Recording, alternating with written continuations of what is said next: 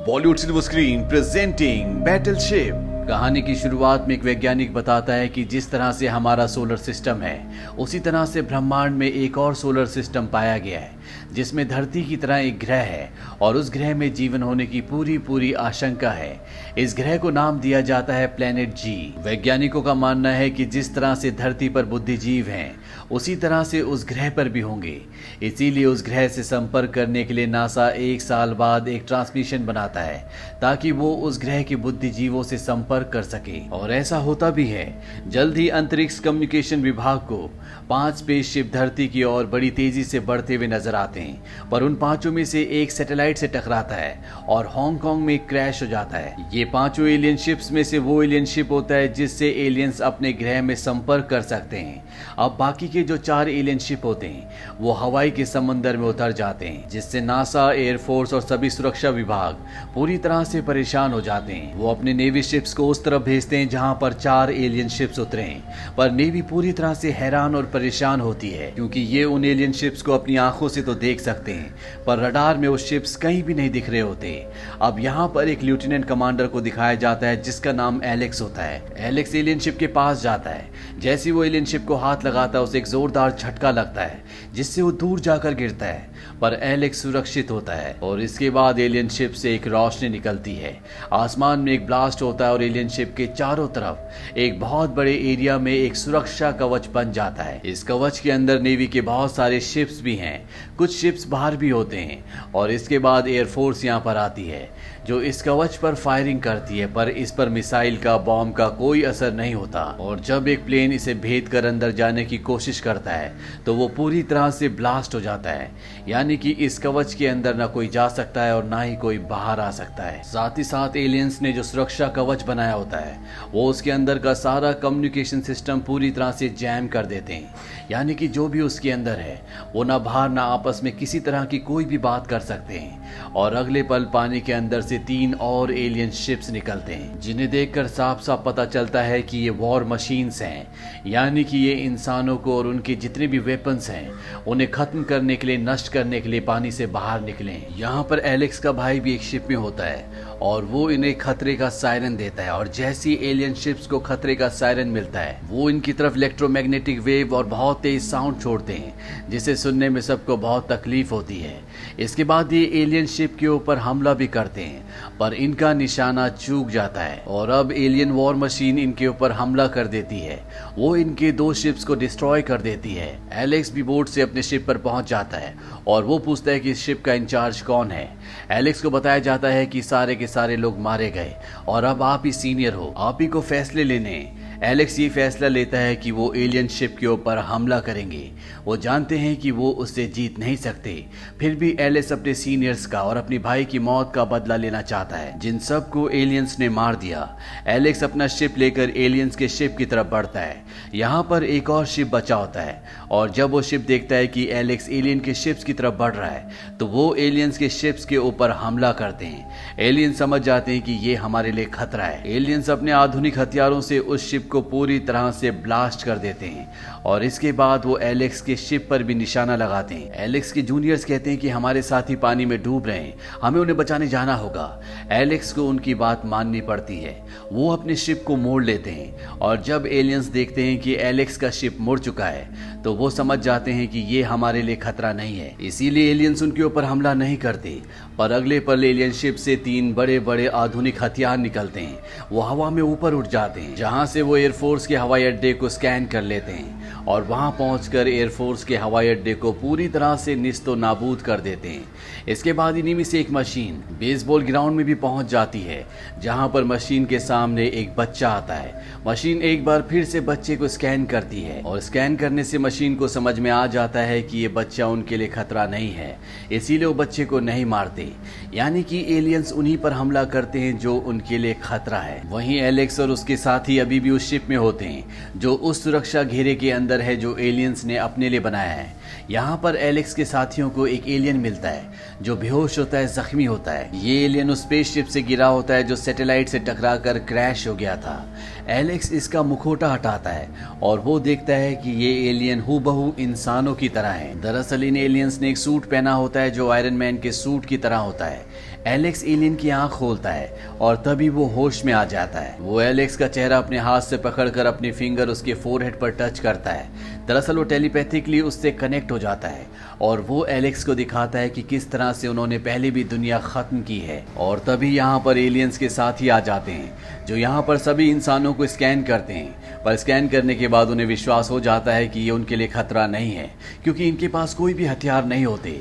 वो अपने साथी एलियंस को यहाँ से लेकर चले जाते हैं, पर एक एलियन अभी भी इन्हीं के शिप में होता है जो उस कक्ष में पहुंच जाता है जहाँ पर इनके आधुनिक हथियार है। वो हथियार को स्कैन करना शुरू करता है, क्योंकि वो इंसानों की टेक्नोलॉजी को देख रहा होता है कि इंसान किस तरह की टेक्नोलॉजी का इस्तेमाल करते हैं। साथ ही साथ वो इसे नष्ट भी करना चाहता है। पर इससे पहले कि वो ऐसा कर पाता, यहाँ पर एलेक्स और उसकी एक फीमेल साथी आ जाते हैं। एलेक्स जानता है कि वो इस एलियन को नहीं हरा सकते। वो अपनी साथी को बोलता है कि तुम कंट्रोल रूम में जाओ, और वो एलियन को डेक पर ले जाता है जहां पर तोप होती है। वो किसी तरह से एलियंस को तोप के सामने ले आता है और अगले पल एलेक्स की साथी, जिसे एलेक्स ने कंट्रोल रूम में भेजा था, जब वो देखती है कि एलियन उसके निशाने पर है तो वो तोप से कैनन को फायर कर देती है, जिस वजह से एलियन की मौत हो जाती है। वहीं एलियंस अपने फ्लाइंग ऑब्जेक्ट पर उस जगह पहुंच जाते हैं जहां पर नासा ने एलियन से संपर्क करने के लिए बड़े बड़े रडार्स लगाए होते हैं। दरअसल एलियंस का वो शिप जिससे वो अपने लोगों से कांटेक्ट कर सकते हैं सैटेलाइट से टकराकर पूरी तरह से निस्तो नाबूद हो चुका है, इसीलिए वो अपने ग्रह पर कांटेक्ट नहीं कर सकते। और अब एलियंस नासा की उस पूरी लैब पर अपना कब्जा कर लेते हैं जहां से इंसानों ने एलियंस को मैसेज भेजे थे, ताकि वो अपने एलियन साथियों को मैसेज भेजकर धरती पर बुला सकें और पूरी धरती को डिस्ट्रॉय कर दें। इंसानों को भी ये बात पता चल जाती है, क्योंकि सैटेलाइट से टकराकर एलियंस का जो स्पेसशिप क्रैश हुआ था वो उनका कम्युनिकेशन स्पेसशिप था, और अब उनके पास कम्युनिकेशन करने के लिए कोई भी जरिया नहीं है। इसीलिए एलियंस ने नासा के उस कम्युनिकेशन सिस्टम को, जहां से एलियंस को इंसानों ने सिग्नल भेजे थे, पूरी तरह से अपने कब्जे में ले लिया। पर एलियंस को सुबह तक इंतजार करना पड़ेगा, क्योंकि ये कम्युनिकेशन सिस्टम 24 घंटों में एक ही बार काम करता है। जब सैटेलाइट इस कम्युनिकेशन सिस्टम की रेंज में आता है, और ऐसा 24 घंटों में सिर्फ एक बार होता है, यानी कि इंसानों के पास अभी कुछ वक्त है। अब क्योंकि रात हो गई है, इसीलिए एलेक्स और उसकी टीम चाहकर भी एलियंस के शिप्स के ऊपर हमला नहीं कर सकती, क्योंकि रडार में उनकी लोकेशन पता नहीं चलती। साथ ही एलियंस भी उन पर हमला नहीं कर रहे होते। वो समझ जाते कि जिस तरह से रात को ये हमला नहीं कर सकते, उसी तरह से एलियंस भी इनके ऊपर हमला करने में असमर्थ है। यहाँ पर एक जैपनीज कैप्टन होते हैं। वो एलेक्स को कहते हैं कि मेरे पास एक तरीका है जिससे हम एलियंस के शिप की लोकेशन का पता लगा सकते हैं। समंदर में बहुत जगह बॉयज होते हैं जिससे समंदर की लहरों का पता चलता है, ताकि मौसम विभाग को ये पता चल सके कि समंदर की लहरें किस गति से चल रही है, और इस तरह से मौसम विभाग को समंदर में होने वाली गतिविधियों के बारे में पता चलता है। जैपनीज कैप्टन कहता है कि जहाँ पर एलियन शिप होगा वहाँ पर समंदर की लहरें पूरी तरह से अलग होंगी। इस तरीके से वो एलियन शिप को ढूंढना शुरू करते हैं, और बहुत जल्दी इन्हें पता चल जाता है कि एलियन शिप्स कहाँ पर हैं। ये अपने शिप से एलियन शिप्स की तरफ मिसाइल्स छोड़ते हैं, पर इनका निशाना चूक जाता है, और अब एलियंस को भी पता है कि इनका शिप कहाँ पर है। वो भी इनके ऊपर अपने आधुनिक हथियार छोड़ते हैं, पर उनका निशाना भी चूक जाता है, और अब 2 एलियन शिप्स इनके शिप की तरफ बढ़ रहे होते हैं ताकि वो इनके शिप को पूरी तरह से डिस्ट्रॉय कर सके। पर एक बार फिर से एलेक्स और उसकी टीम को पानी में रखे हुए बॉय के हिसाब से जो लोकेशन मिल रही होती है, वो उस लोकेशन के हिसाब से दोनों एलियन शिप्स के ऊपर एक साथ मिसाइल्स छोड़ते हैं, और इस बार उनकी दोनों मिसाइल्स बिल्कुल निशाने पर जाकर लगती है, जिससे 2 एलियन शिप्स पूरी तरह से डिस्ट्रॉय हो जाते हैं। ये पहली कामयाबी होती है जो एलेक्स और उसके साथियों को मिली होती है, जिससे वो बहुत खुश होते हैं। अब इन्हें कम्युनिकेशन स्टेशन के बाहर से कम्युनिकेशन ऑफिसर का कॉल आता है, जहां पर एलेक्स की गर्लफ्रेंड भी होती है। एलेक्स की गर्लफ्रेंड एलेक्स को बताती है कि तुम्हें जल्द से जल्द उस एरिया को, जहां से हमने एलियंस को मैसेज भेजे थे, उस पूरी जगह को तबाह करना होगा, क्योंकि अब से ठीक 4 घंटे बाद सैटेलाइट उस एंगल पर आ जाएगी जहां से एलियंस अपने ग्रह पर मैसेज भेज सकते हैं। और एक बार उन्होंने मैसेज भेज दिया तो यहाँ पर हजारों की तादाद में एलियंस आएंगे और हमारी पूरी धरती को खत्म कर देंगे। एलेक्स उनसे कहता है कि तुम वहां से निकलो।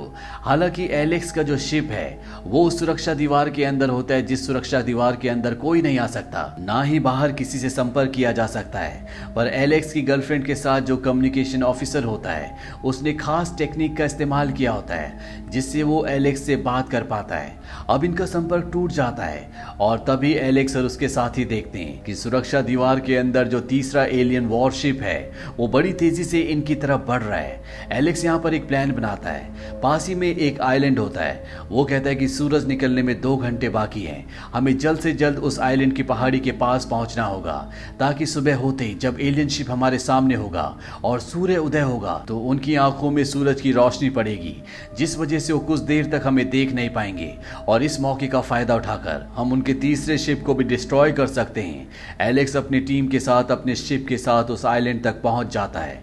यहाँ पर एलियंस का वो तीसरा शिप भी पहुंच जाता है। वो एलियन शिप अपने सारे हथियार बाहर निकाल लेता है पर इससे पहले कि वो इनके ऊपर हमला करता पहाड़ी के पीछे से सूर्य उदय हो जाता है जिससे एलियंस को कुछ भी नहीं दिखता और इस मौके का फायदा उठाकर एलेक्स और उसकी टीम के पास जितने भी मिसाइल्स जितने भी हथियार होते हैं वो सब के सब एलियन शिप की तरफ छोड़ देते हैं और इस तरह से वो तीसरे शिप को भी पूरी तरह से डिस्ट्रॉय कर देते हैं। पर तभी मदरशिप जो कि आखिरी शिप पानी में बचा हुआ है वहां से वो ड्रोन्स आ जाते हैं जिन ड्रोन्स ने हवाई अड्डे को पूरी तरह से निस्तो नाबूद किया था। वो सुरक्षा दीवार के अंदर बचे हुए एलेक्स के आखिरी शिप को भी पूरी तरह से डिस्ट्रॉय कर देते हैं। एलेक्स और उसके सभी साथी पानी में कूदकर अपनी जान बचा लेते हैं पर अब इनके पास कोई भी ऐसा हथियार कोई भी ऐसा शिप नहीं है जिससे आखिरी बचे हुए मदरशिप को डिस्ट्रॉय कर सकें। पर जब ये सब के सब पर्ल हार्बर पर आते हैं तो ये देखते हैं कि वहां पर वर्ल्ड वॉर 2 का एक शिप है जिसे अब म्यूजियम बना दिया गया है। ये सब के सब उस शिप पर जाते हैं। आज से 70 साल पहले जो लोग इस शिप को चलाया करते थे आज रिटायर होकर वो इस शिप पर काम करते हैं। एलेक्स उनसे कहता है कि मुझे तुम्हारी मदद चाहिए। दरअसल एलेक्स और उसके साथी इस शिप को और इस शिप के हथियारों को नहीं चला सकते क्योंकि इसकी जो टेक्नोलॉजी है वो बहुत पुरानी है। वो अनुभवी बूढ़े रिटायर वेटरन्स एलेक्स की मदद करने के लिए तैयार हो जाते हैं और ये सब के सब शिप को लेकर एक बार फिर से उस तरफ बढ़ जाते हैं जहां पर एलियंस का आखिरी मदरशिप है। मदरशिप इनके सामने होता है और जब एलियंस इनके शिप को देखते हैं और स्कैन करते हैं तो उन्हें पता चल जाता है कि इनके शिप में हथियार हैं। वो अपने सारे के सारे हथियार बाहर निकाल लेते हैं। एलेक्स अपनी कंट्रोलर को कहता है कि तोपों की दिशा को बदल दो, किसी को कुछ समझ नहीं आता। वहीं एलियंस इनके शिप की ओर फायर कर देते हैं और तभी एलेक्स रेडियो पर आदेश देता है कि शिप के एंकर को नीचे गिरा दो। शिप का एंकर शिप को रोकने के लिए इस्तेमाल किया जाता है और इससे पहले कि एलियंस के वेपन्स इनके शिप से टकराते इनका शिप रुक जाता है जिस वजह से एलियंस का निशाना चूक जाता है। साथ ही एलेक्स का शिप पीछे से घूम जाता है और इनकी शिप के तोपों के सामने एलियन शिप होता है। एलेक्स फायरिंग का ऑर्डर देता है। सारे की सारी मिसाइल्स एकदम निशाने पर जाकर लगती हैं। एलियन शिप को बहुत नुकसान पहुंचता है और अब इन दोनों शिप्स की आमने सामने की लड़ाई शुरू हो जाती है। एलेक्स के शिप को भी बहुत नुकसान पहुंचता है और एलेक्स और उसके साथी एलियंस की मदरशिप को पूरी तरह से नष्ट करने में कामयाब हो जाते हैं। जैसी मदरशिप नष्ट होता है यहाँ पर जो सुरक्षा दीवार होती है वो भी गायब हो जाती है, यानी कि अब इस एरिया के अंदर कोई भी आ सकता है। वहीं दूसरी तरफ कम्युनिकेशन एरिया में दिखाया जाता है कि सैटेलाइट उस एंगल पर आ चुकी है जिस एंगल पर आने के बाद एलियंस अपने ग्रह पर अपने लोगों को संदेश पहुंचा सकते हैं। एलेक्स के शिप पर आखिरी मिसाइल होती है।